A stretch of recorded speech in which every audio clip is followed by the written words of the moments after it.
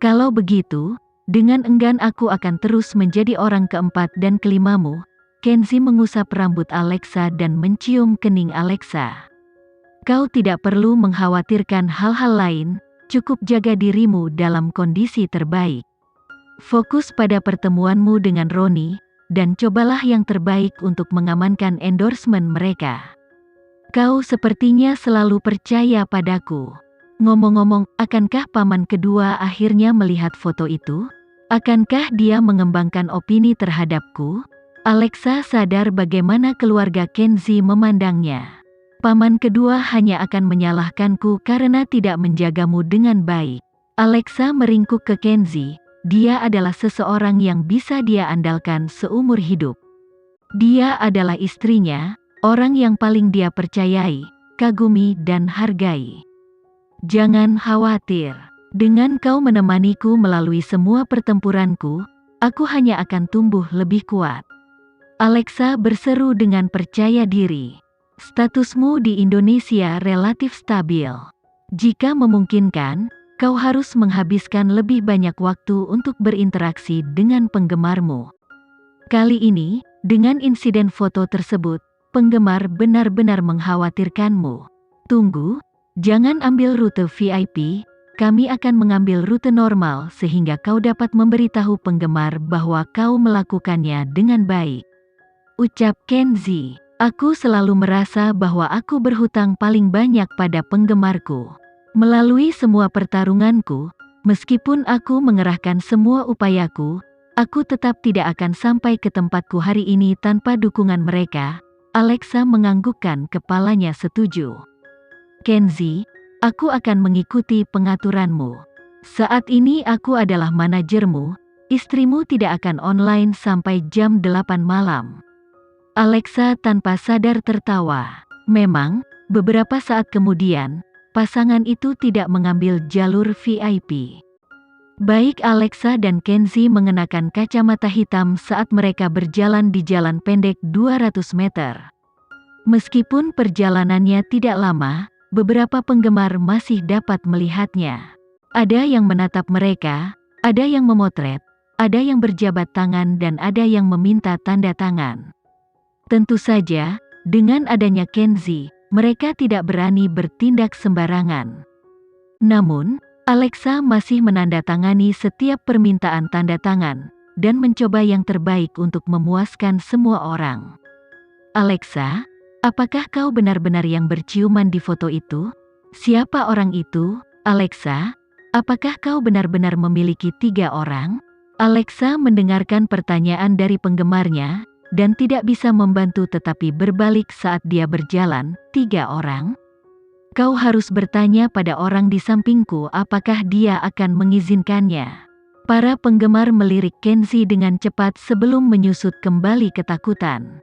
Mereka tersenyum padanya dengan canggung. Itu pasti tidak masuk akal. Dengan Tuan Kenzi di sisimu, 100 orang tidak akan bisa dibandingkan dengan hanya 1 dari dia. Kau punya selera yang bagus. Alexa memuji sebelum Kenzi menoleh, dan membimbingnya melewati gerbang pemeriksaan tiket. Banyak penggemar menangkap adegan penuh kasih di bandara, dan banyak dari mereka merasa bahwa Alexa yang mereka temui hari ini sedikit berbeda dengan dirinya yang biasanya dingin.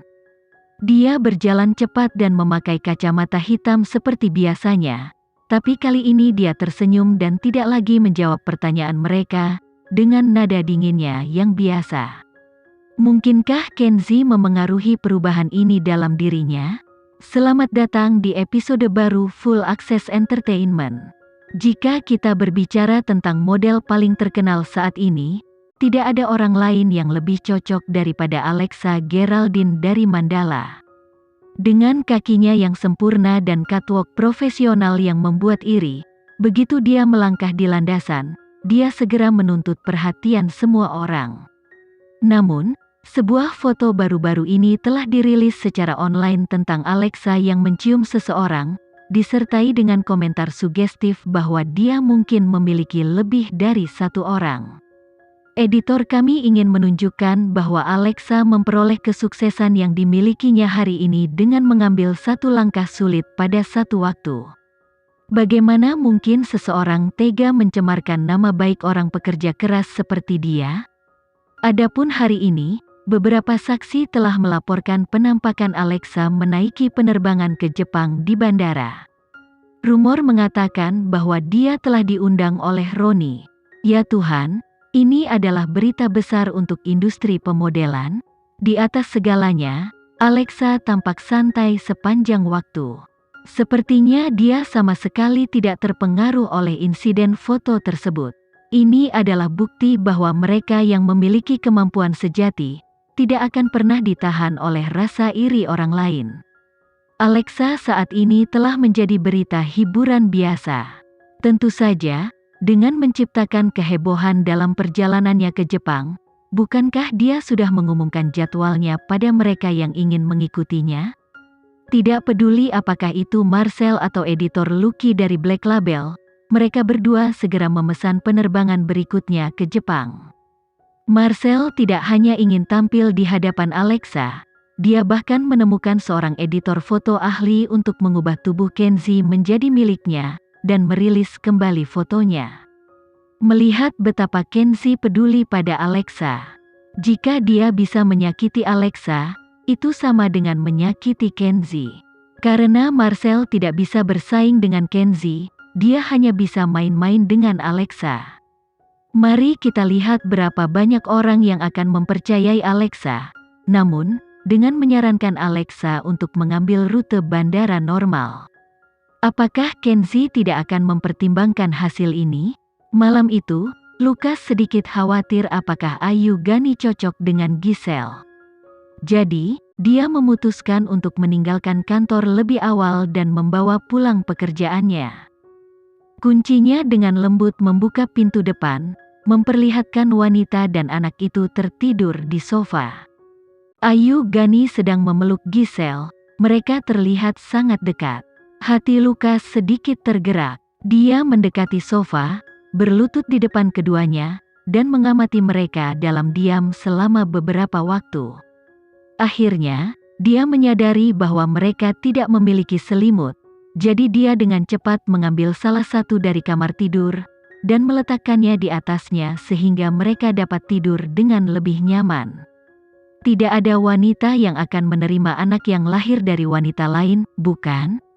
Lukas berpikir. Lukas berdiri dan bergegas ke ruang belajarnya. Faktanya, Ayu Gani sudah lama terjaga. Ketika dia merasakan mata Lukas pada mereka, dia sangat gugup. Namun, dia juga mendengarnya mendesah pada dirinya sendiri. Waktu berlalu dengan cepat, dan saat itu sudah tengah malam. Lukas telah duduk di depan komputer sepanjang malam. Sudah waktunya baginya untuk membalas dendam untuk Ayu Gani. Setiap jam yang berlalu, dia akan merilis berita tentang Uniqlo. Setiap kali publik mengira segalanya tidak akan menjadi lebih buruk, dia akan mengungkapkan sesuatu yang bahkan lebih mengejutkan. Pada pukul 3 pagi, salah satu jejaring sosial paling populer menemukan bahwa situs web mereka mogok karena aktivitas yang berlebihan. 10 skandal Uniqlo. Nomor 1. Apakah Uniqlo sebenarnya berhenti memberikan layanan khusus? Reporter Undercover mengungkapkan semua. 10 skandal Uniqlo. Nomor 2. Model menolak muncul di landasan pacu jadi tenggelam di laut. 10 skandal Uniqlo. Nomor 3. Uniqlo dipanggil oleh polisi beberapa kali, tapi masalah selalu disembunyikan oleh Underworld Connections. Setelah sepanjang malam tanpa tidur, Lukas akhirnya kembali ke kamar tidurnya di pagi hari. Pada saat ini, Ayu Gani dibangunkan oleh panggilan telepon, itu manajernya. Helda, online dan lihat berita. Internet sedang meledak. Ayu Gani menutup telepon dan segera masuk ke jejaring sosial arus utama. Langsung saja, dia melihat update terbaru dari kemajuan Uniqlo, bos mereka telah dipanggil oleh polisi. Hanya dalam satu malam Kenzie dan Lukas mampu menghancurkan seluruh brand. Tentu saja, itu bukan hanya sebuah brand, mereka juga telah menghancurkan semua penjahat. Apakah mereka begitu keren? Sebelum dia berteman dengan Lukas dan Alexa, dia selalu menangani semuanya sendiri. Jadi, dia tidak pernah mengalami pesona seseorang. Ternyata, segalanya sangat berbeda saat dia menjadi wanita yang menangis. Apalagi jika menyangkut Lukas. Dari dekat, dia sekarang bisa merasakan rasa aman darinya. Ayu Gani dipenuhi dengan kegembiraan. Dia tanpa sadar berlari ke ruang belajar Lukas dan mulai mengetuk pintu. Tapi, butuh waktu lama sebelum Lukas dengan lelah membuka pintu kamar di seberang lorong. Aku di sini.